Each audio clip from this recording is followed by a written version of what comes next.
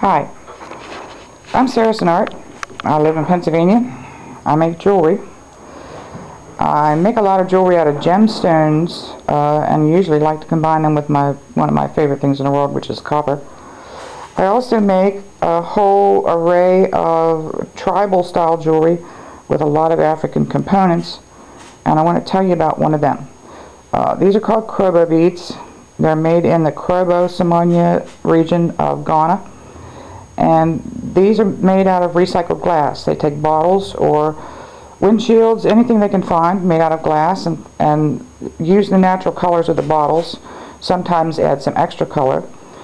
They make them by breaking the glass up into shards or sometimes fine powder, depending on the kind of bead they're going to end up with.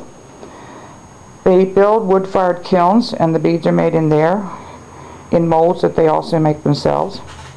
In colorful varieties like this, they have to go back into the kiln 3, 4, maybe 5 times to get all these pretty colors, get each layer of paint set. I've recently started buying the Krobo beads and also a translucent bottle glass bead that I use that is round from an organization that's there in Somanya but is marketed in the United States. That organization buys the beads directly from the bead makers, and that results in keeping more of the money in the hands of the people that actually make the beads. This is the way they come to me.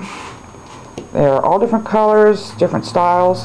Depends a lot on what the bead maker has on hand that day, what mood he's in, what he thinks his market will bear. He knows that certain styles sell better than others. Sometimes they bring the beads to the lady who buys them, and sometimes she needs to go to the market to buy them.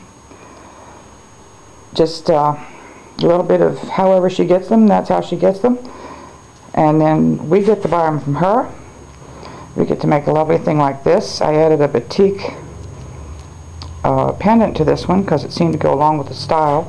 I have some smaller non-painted Krobo beads in between these bigger ones here. And then I hand hammered a copper closure, which seems more in style with the handmade idea of the whole piece, the whole set, rather than buying a copper toggle and putting it on there. I make these myself. I hand hammer these, makes them a little shinier and a little prettier. It also makes the copper stronger so that it won't bend for the customer whenever the customer's handling the jewelry. This is a fascinating process to me. I'm enjoying it to be a lot more Krobo beads, a lot more about Ghana beads and recycled glass. I have an art fire site, which is an online sales venue. That address is here on my YouTube site. I also have a WordPress blog, which is also findable on my YouTube site. And on there I give a lot more information about the making of these beads. And I even have a picture of one of the many kilns that beads like this come from there in Somanya. Back later with more information.